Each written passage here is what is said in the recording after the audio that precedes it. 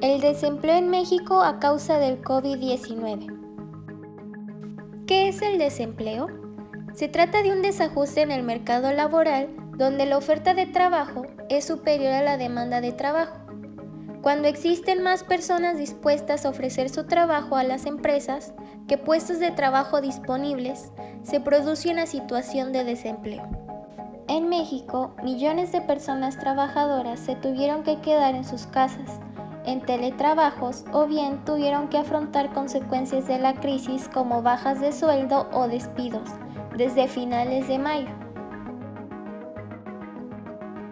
Las consecuencias de la crisis se sintieron sobre todo a partir del mes de abril, y el shock sobre la actividad económica mexicana afectó un mercado laboral ya debilitado por brechas en materia de acceso y de calidad de empleo.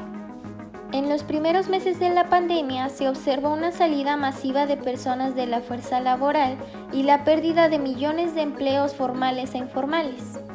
La tasa de desempleo subió a 5,5% en junio del 2020 y podría subir a más del 10% este año. El total de empleos en riesgo alto de verse afectado por la pandemia rebasa 24 millones, lo que representa el 44% del empleo total en México. Si bien el país ha tomado algunas medidas para contener el impacto de la pandemia en el mercado laboral, la crisis que se experimenta tiene consecuencias y efectos sin precedentes. Según las estimaciones de la Organización Internacional del Trabajo, los sectores más fuertemente afectados son industrias manufactureras, comercio al por mayor y por menor, servicios inmobiliarios y servicios de hospedaje y de preparación de alimentos y bebidas, siendo estas una de las principales fuentes de ingreso de la mayoría de las familias mexicanas. Está claro que nos veremos fuertemente afectados económicamente. Una de las miles de personas afectadas por la crisis del COVID-19 fue Laura Duarte, quien nos platicará cuál fue su experiencia. Como Laura Duarte, tengo 26 años. En mi anterior empleo estuve en Segaip y estudié Ciencias de la Comunicación. Básicamente lo que hacía era trabajo administrativo, operativo. Dieron aviso aquí las autoridades sanitarias de que todo tenía que ser por home office. Uh-huh. En ese trabajo jamás habían, ni siquiera contemplaban eso, nunca se había platicado ni nada. Fue de no, pues todos para sus casas, quien tenga computadora se la lleva, laptop, quien no, pues sabe cómo trabaja. En resumidas cuentas, los primeros meses estuvo totalmente detenido todo el trabajo. En los primeros, ya en los meses del medio, que es después de mayo, uh-huh. Se empezaron a priorizar las áreas que tienen que estar forzosamente ahí porque hay unas que no necesitaban estar ahí.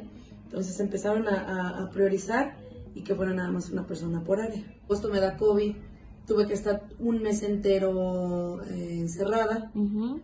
Y al siguiente mes, agosto, en septiembre u octubre, empecé a ir, se empieza una carga muy fuerte de trabajo, muy fuerte.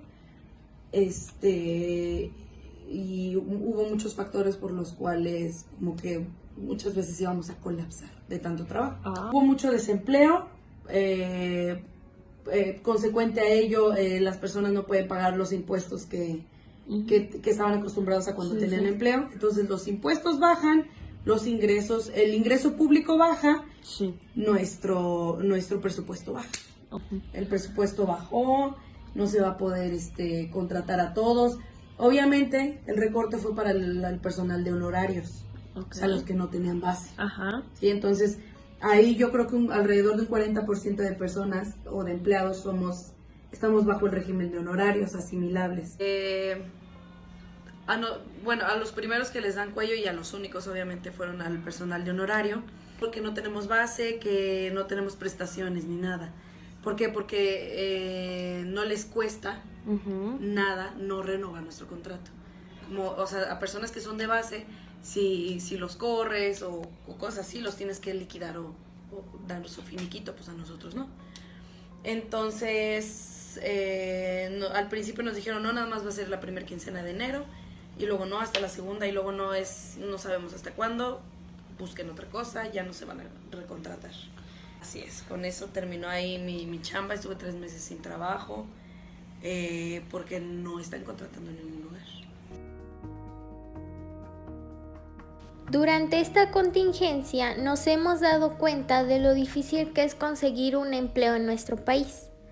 Además, los problemas económicos nunca son neutrales en materia de género.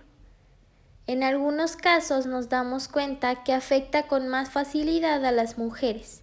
Esto se debe a lo siguiente. Las mujeres suelen ganar salarios más bajos. Las mujeres tienen menos ahorros. La economía informal concentra un número muchísimo más alto de mujeres.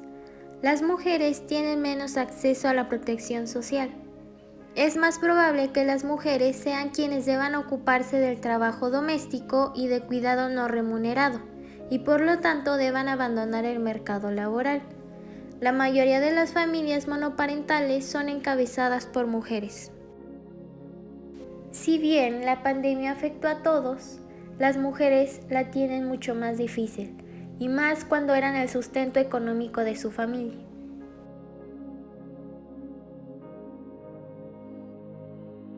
Las dimensiones humanas de la pandemia del COVID-19 exceden con creces el ámbito de la respuesta sanitaria.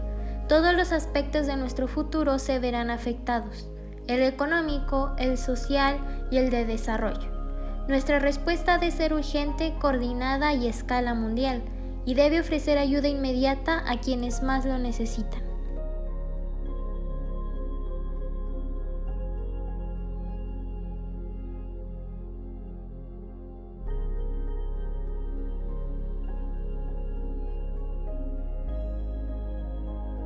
Como conclusión, la pandemia vino a revolucionar la forma de vida de absolutamente todos los mexicanos. Unos nos vimos más afectados que otros, pero eso no impide que podamos ayudarnos entre nosotros para salir adelante. El desempleo es un problema real, un problema que estamos viviendo actualmente, un problema que nos afecta a todo México.